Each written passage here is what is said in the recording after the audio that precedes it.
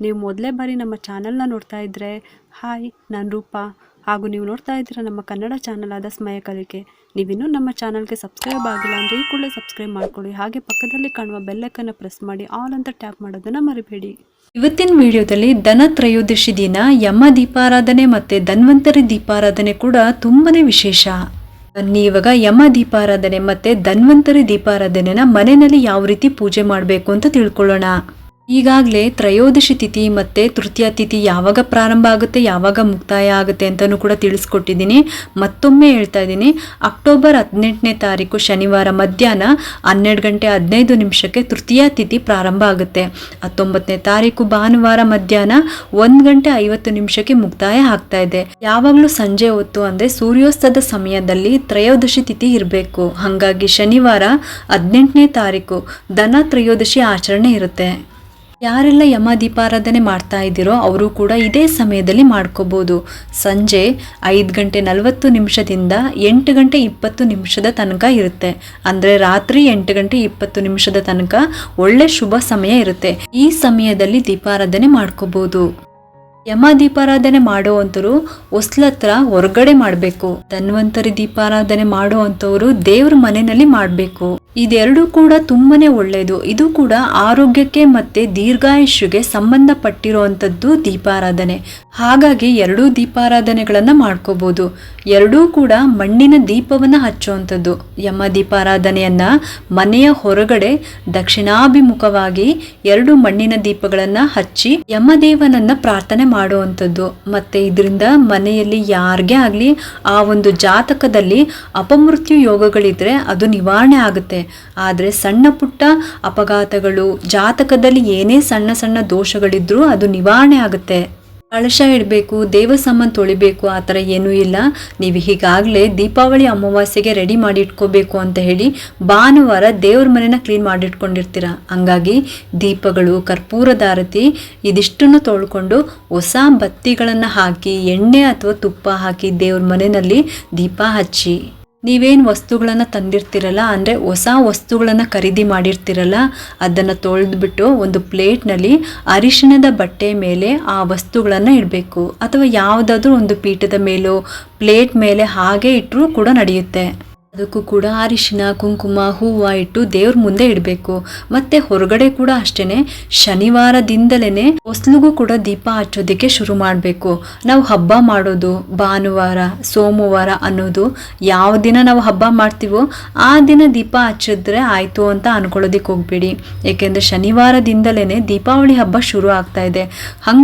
ಹಂಗಾಗಿ ಹೊಸ ಮಣ್ಣಿನ ದೀಪನ ತಗೊಂಡು ಬಂದು ದೀಪಗಳನ್ನ ತೊಳೆದು ಒರೆಸ್ಬಿಟ್ಟು ಅರಿಶಿನ, ಕುಂಕುಮ ಎಲ್ಲ ಹಚ್ಚಿ 2 ಬತ್ತಿನ ಹಾಕಬೇಕು. ಮೊದಲು ಅದಕ್ಕೆ ಎಣ್ಣೆ ಹಾಕಬೇಕು. ಎಣ್ಣೆ ಹಾಕಿದ ಮೇಲೆ 2 ಬತ್ತಿನ ಇಡಬೇಕು. ಆಮೇಲೆ ದೀಪ ಹಚ್ಚಬೇಕು. ಇನ್ನು ಯಮ ದೀಪಾರಾಧನೆ ಮಾಡೋ ಅಂಥವ್ರು ಹೊಸ ದೀಪನ ತಂದು ಹೊಸ್ಲತ್ತಿರ ಅಂದರೆ ಹೊರಗಡೆ, ಅಂದರೆ ನೀವು ಯಾವ ರೀತಿ ನಡ್ಸ್ಕೊಂಡು ಬಂದಿರ್ತೀರೋ ಆ ರೀತಿ ಮಾಡ್ಕೊಳ್ಳಿ. ಇನ್ನು ಹೊಸದಾಗಿ ಈ ವರ್ಷದಿಂದ ಪ್ರಾರಂಭ ಮಾಡೋರು ನೀವು ಮನೆಯಿಂದ ಹೊರಗಡೆ ಅಂದರೆ ಹೊಸ್ಲತ್ತಿರ ಹೊರಗಡೆ ಒಂದು ಜಾಗದಲ್ಲಿ ಸ್ವಲ್ಪ ನೀರನ್ನು ಪ್ರೋಕ್ಷಣೆ ಮಾಡಿ ಅಲ್ಲಿ 2 ಮಣ್ಣಿನ ದೀಪಗಳನ್ನು ಹಚ್ಚಬೇಕು. ಒಂದು ಪ್ಲೇಟ್ ಮೇಲೆ ಇಟ್ಟರು ಪರವಾಗಿಲ್ಲ. ಅಥವಾ ನಾನು ಇದನ್ನು ತುಂಬ ವಿಡಿಯೋದಲ್ಲೂ ಕೂಡ ತಿಳಿಸ್ತಾ ಬಂದಿದ್ದೀನಿ. ಏನಪ್ಪ ಅಂದರೆ ಹಸುವಿನ ಸಗಣಿ ಏನಾದರೂ ನಿಮಗೆ ಸಿಕ್ಕಿದ್ರೆ ಹಸುವಿನ ಸಗಣಿ ತಂದ್ಬಿಟ್ಟು ಹೊಸ್ಲು ಕೆಳಗಡೆ ಆ ಕಡೆ ಈ ಕಡೆ ಅಂದರೆ ಬಲಗಡೆ ಸ್ವಲ್ಪ ಎಡಗಡೆ ಸ್ವಲ್ಪ ಹಸುವಿನ ಸಗಣಿನ ಇಟ್ಬಿಟ್ಟು ಅದ್ರ ಮೇಲೆ ಮಣ್ಣಿನ ದೀಪವನ್ನು ಇಡಬೇಕು. ದೀಪಕ್ಕೆ ಅರಿಶಿನ, ಕುಂಕುಮ ಎಲ್ಲನೂ ಇಟ್ಟು ಹೂನ ಇಡಬೇಕು. ಆಮೇಲೆ ಎಳ್ಳೆಣ್ಣೆನೇ ಹಾಕಬೇಕು. ಎಳ್ಳೆಣ್ಣೆ ಹಾಕ್ಬಿಟ್ಟು ಅದರೊಳಗಡೆ 2 ಬತ್ತಿನ ಇಡಬೇಕು. ಆ ಕಡೆ 2 ಬತ್ತಿ, ಈ ಕಡೆ ದೀಪಕ್ಕೆ 2 ಬತ್ತಿನ ಇಟ್ಬಿಟ್ಟು ದೀಪ ಹಚ್ಚಬೇಕು. ದೀಪದ ಮುಖ ಅಂದರೆ ದೀಪದ ಜ್ವಾಲೆ ದಕ್ಷಿಣಕ್ಕೆ ತಿರುಗಿರಬೇಕು. ಆ ರೀತಿ ದೀಪವನ್ನು ಹಚ್ಚಬೇಕು. ಅಂದರೆ ನಿಮ್ಮ ಮನೆಯ ಅಡುಗೆ ಮನೆ ಯಾವ ಕಡೆಗೆ ಇದೆಯೋ ಆ ಕಡೆಗೆ ದೀಪವನ್ನು ಹಚ್ಚಬೇಕು. ಯಾವಾಗಲೂ ಅಷ್ಟೇ ಅಡುಗೆ ಮನೆ ದಕ್ಷಿಣಕ್ಕೆ ಇರೋದು. ನಿಮಗೆ ಅರ್ಥ ಆಗಲಿ ಅಂತ ಹೇಳ್ತಾ ಇದ್ದೀನಿ ಅಷ್ಟೇ. ಕೆಲವ್ರಿಗೆಲ್ಲ ಉತ್ತರ, ದಕ್ಷಿಣ, ಪೂರ್ವ, ಪಶ್ಚಿಮ ಇಂಥ ದಿಕ್ಕುಗಳು ಕೂಡ ಕನ್ಫ್ಯೂಷನ್ ಆಗ್ತಾ ಇರುತ್ತೆ.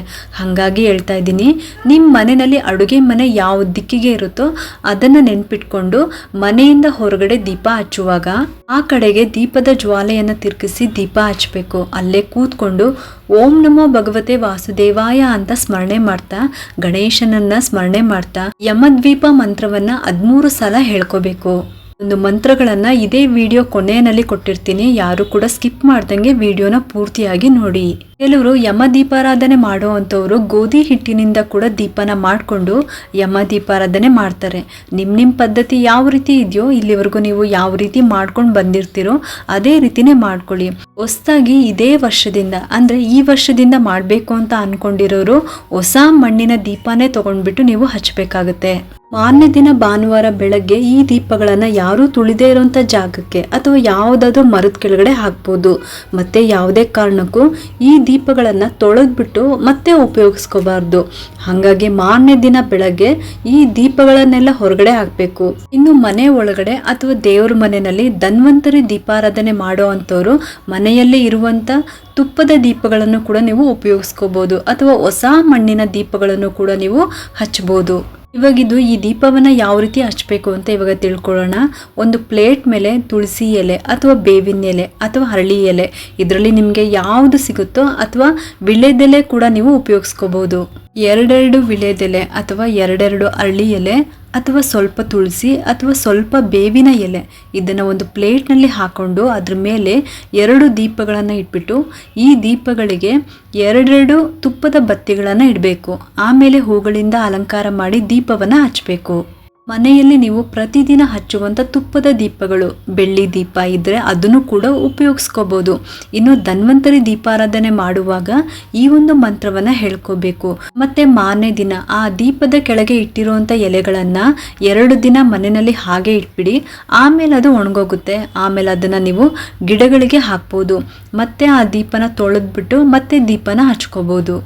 ಇದಿಷ್ಟು ಕೂಡ ಈ ವರ್ಷದಿಂದ ಯಮ ದೀಪಾರಾಧನೆ ಮತ್ತು ಧನ್ವಂತರಿ ದೀಪಾರಾಧನೆ ಮಾಡುವಂಥವ್ರು ಈ ರೀತಿ ಪೂಜೆಯನ್ನು ಮಾಡ್ಕೋಬೋದು. ತುಂಬಾ ಸರಳವಾಗಿ ವಿವರವಾಗಿ ತಿಳಿಸ್ಕೊಟ್ಟಿದ್ದೀನಿ. ಇನ್ನು ಯಮ ದೀಪಾರಾಧನೆ ಮಂತ್ರ ಮತ್ತು ಧನ್ವಂತರಿ ದೀಪಾರಾಧನೆ ಮಂತ್ರ ಸ್ಕ್ರೀನ್ ಮೇಲೆ ಕೊಟ್ಟಿರ್ತೀನಿ.